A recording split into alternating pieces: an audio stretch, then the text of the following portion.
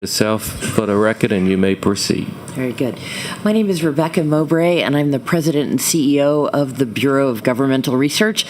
We are one of those good government groups that looks at government finances that Scott was speaking of. For the past 92 years, we have been working to make local government more effective, fiscally responsible, transparent, accountable, and responsive to citizens by proposing solutions to some of the biggest challenges facing the New Orleans metro area and working constructively with public officials to see these changes implemented. Our work to inform citizens depends on access to public records. We can't do what we do without them. We are deeply concerned about Senate Bill 482, especially the section that would shield the deliberative documents from all governments from public view. If Senate Bill 482 passes, it would be much more difficult for BGR and similar groups to research public policy issues and to serve the public because our access to documents would be limited if government officials didn't voluntarily cooperate and share them. Citizens will lose out if this passes. It will be very difficult for public policy researchers, historians, and biographers to understand how decisions were made.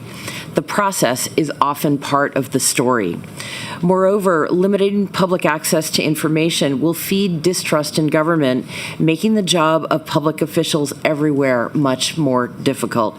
For all of these reasons, the Bureau of Governmental Research opposes this bill. Please stop this deeply flawed legislation. Thank you for your time. On to Lee. Thank you. My name is Lee Zurik, anchor and chief investigative reporter at WVUE Fox 8 TV in New Orleans. And, journalists don't often come here to speak in the legislature. Usually we cover it. So I hope y'all realize how serious and significant this is to us in transparency and accountability, that you have journalists up here who are coming to speak, because this is as serious as Scott said it is. This is that serious.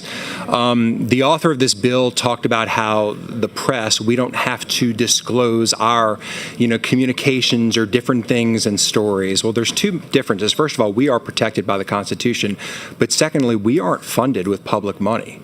This is taxpayer money. This is your constituents' money that we are talking about here. I file an average of about 450 public records requests a year. Have been doing this for almost 20 years now. If this was existing law as was stated, there are some great attorneys in the state, some smart attorneys up here. Someone would have used this in one of those 450 responses a year, and I have never heard anyone claim this at all. As Scott said, it is not existing law. We've done so many stories on government corruption, abuse, and things like that. If you pass this law, we will not be able to serve as a watchdog like we have done before. In 2020, we did a series of stories in the Hard Rock Hotel in New Orleans. It collapsed. People died. Our stories show the inspectors from the city didn't show up. They failed to inspect the site. Many of the records we received in that series of stories may not be available now if you pass this law. Many of you have heard of the New Orleans Sewage and Water Board. This isn't just about money. What if we want to see a decision about why did the Sewage and Water Board not turn on a turbine? Why was it not working? What was the process there? If you pass this bill, we won't be able to see records like that. We put a sheriff in St. Tammany Parish, a DA in St. Tammany Parish. We've shown a Section 8 coordinator paying a six-figure salary, defrauding taxpayers by living in Section 8 housing himself. All records potentially and likely we wouldn't be able to get if this law is passed today. This isn't about clearing up the law.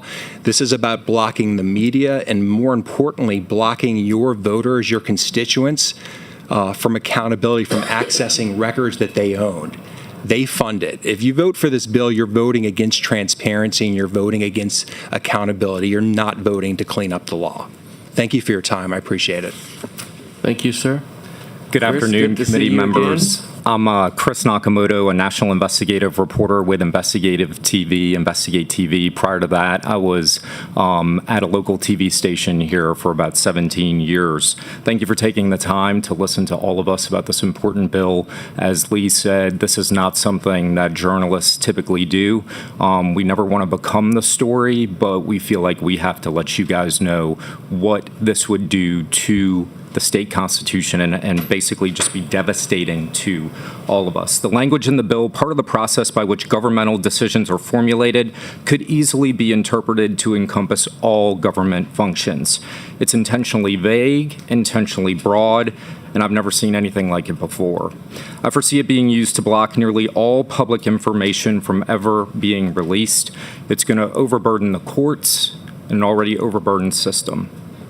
I have two examples. In 2016, I was covering a local mayor about 15 miles from Baton Rouge. We had submitted a series of public records requests, and I was arrested because they didn't want to give up those records. It was about a pay raise that he had funded for himself. The records were ultimately released and showed exactly what the mayor did not want us to see. He was convicted over what we exposed and is no longer in office. But if this bill were to become law, it's likely we would never have seen those records. Another example, and I heard some of you guys up here asking about it already, is some of the state police stories that we have exposed.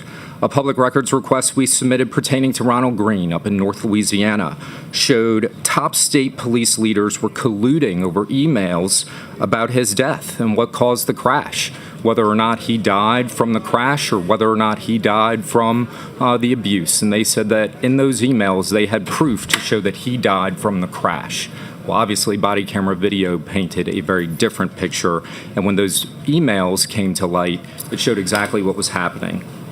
Other records showed Governor John Bel Edwards was also briefed about the death within hours of it happening. It was a complete reversal from what he had told the public prior. If this bill were to become law, it's likely those records would never have been released.